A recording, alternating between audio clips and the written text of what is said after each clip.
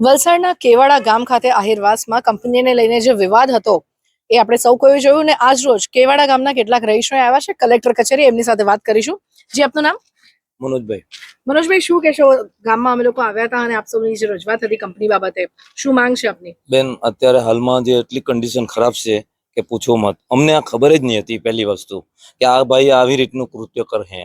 Permission કોણે આપી? Permission હવે સરપંચે આપી, ગ્રામ સભામાં કે કઈ ઠરાવ કે કઈ? એ લોકો જ આપી હોય ને. અમને અંધારામાં રાખીને આ કામ કર્યા ખબર કોણ નહીં કેટલા પડે. વખતથી કંપની ચાલે છે? કંપની 6-7-8 મહિના થઈ ગયા. બરાબર. હવે પહેલા અને તમે વિરોધ ક્યારથી શરૂ કર્યો? વિરોધ તો આપેલી બાઈને અચાનક કઈ ગભરાટ થઈ ગયો અને પછી અમે તો ગયા જોવા માટે. ત્યારે ખબર પડી કે આમાં ભાઈ કેમિકલ છે. પછી અમે કેમિકલના બધા સેમ્પલ લીધા જ છે. રાતોરાત આટલી બધી ગ્રામ પંચાયતે નોટિસ મારી છતાં બી સવારે 8 વાગે એ લોકો સરપંચ, આ લોકો સભ્યો બધા અંદર ઘૂસી ગયા ને આ કંપનીના માલિક જોડે ટેમ્પા બધું સગે વગે કરી દીધું. આજે તમે શોધવા જાઓ અંદર કઈ મળે નહીં. અમારા પર પૂરેપૂરા પુરાવા છે. કોણ કે નથી? શું કેવું છે? સરપંચ આજે આવ્યા છે આપની સાથે કે નથી? સરપંચ આવતા જ નથી. તો શું કેવું છે? એનું કહેવાનું એવું કે તમે અમને મત આપેલા. સરપંચ આવું કહે છે તો સીધી વાત છે. એટલે તમારી રજૂઆત નહીં સાંભળે જ નહીં ને. તો તો આ તકલીફ છે. તમારી શું માંગ છે કલેક્ટર? અમારી માંગ એટલી જ છે કે અહીંયા અમને આ કંપની જુએ જ નહીં. એને ભલે 5 કરોડ રૂપિયાનો ખર્ચો કર્યો હોય તો અહીંયા આશ્રમ શાળા બનાવે, કોઈ વાડી બનાવે, કોઈ બી કરે કે સ્કૂલ આવે. બાકી અમને આ કેમિકલ પ્લાન હેતી માંડીને કોઈ બી પ્લાન નહીં જોઈએ. જો આ તમારી માંગ નહીં સંતોષાય, કંપની બંધ નહીં થાય તો આગામી દિવસોમાં આપના દ્વારા શું પગલાં લેવાશે? ધારેલું કામ કરી લેવું અમે. કેવાડા ગામના આહિરવાસના સૌ ગ્રામજનોની મદદે આવ્યા છે ધરમપુરથી એવા સમાજના અગ્રણી પ્રવીણભાઈ આહિર. પ્રવીણભાઈ, જણાવશો શું કેવું છે આ મુદ્દે આપનું?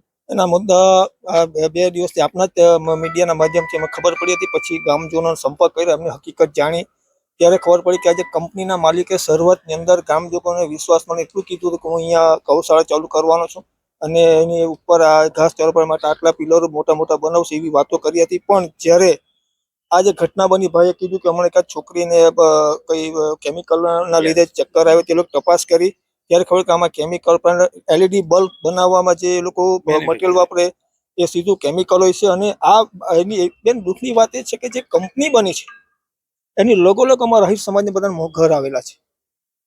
હવે એ પરિવારને જીવન જોખમ છે. એમના બોરોમાં પણ પાણી ભરાયું છે અને જેમના જે પશુપાલન છે એમને પણ નુકસાન થયું છે. ગંભીર સમસ્યા ઉત્પન્ન થઈ છે બેન. અને રજૂઆત મેં એ પણ સાંભળી કે જ્યારે આવી કોઈ કંપની આવી હોય ત્યારે આજુબાજુના લોકોની રાય લેવી પડે, એમની મંજૂરી લેવી પડે, એવું કશું જ કઈ થયું નથી. અને ગ્રામ પંચાયતમાંથી પણ ઘણા બધા ગોલમેલ કરીને એમને કાગળો બનાવીને કંપની બનાવડાવી છે.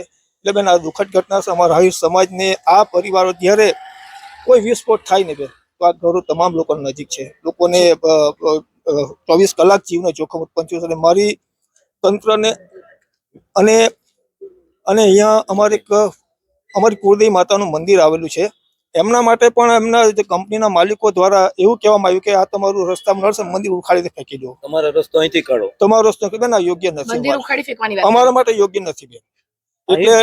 એટલે અમારો સમગ્ર આહિર સમાજ પૂરેપૂરો ગુસ્સામાં છે. જો બેન આનો સીધી રીતે નિકાલ નહીં આવે ને તો બેન અમે ગાંધી ચિંધ્યા માટે આંદોલન પણ કરશું, એનો ઉગ્ર વિરોધ પણ કરીશું. અને જે તે વ્યક્તિઓ આ વ્યક્તિને સપોર્ટ આપતા એમને ચોક્કસ બેની ખાતરી આપું છું, અમે ભગવાન શ્રી કૃષ્ણના સીધી રીતે વારસદાર છીએ.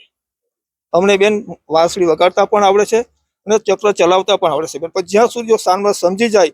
અને બીજું બેન કે ન્યાયપાલિકા, પોલીસ પ્રશાસન, સરકાર પર અમને ભરોસો છે કે અમને ચોક્કસ નિયમ મળશે. અમે શાંત બેઠા છીએ. પણ જો હજુ કદાચ જો કોઈ હેરાનગતિ થશે બેન તો અમે અમારી રીતે જે કરવા ભાઈ કરી લઈશું. જી, તો કેવાડા ગામના રહીશો ને એમની આજે કહેવાય કે વહારે આવીને ઉભા છે સમાજના અગ્રણી એવા પ્રવીણભાઈ આહિર, જેઓ ધરમપુરથી આવ્યા છે ખાસ પોતાના સમાજના સૌ ભાઈ બહેનો માટે. અને એમણે કીધું કે જ્યાં સુધી મૂંગા મોઢે સહન કરે છે ત્યાં સુધી બરાબર છે, બાકી વાંસળી વગાડતા પણ આવડે છે અને ચક્ર ચલાવતા પણ આવડે છે.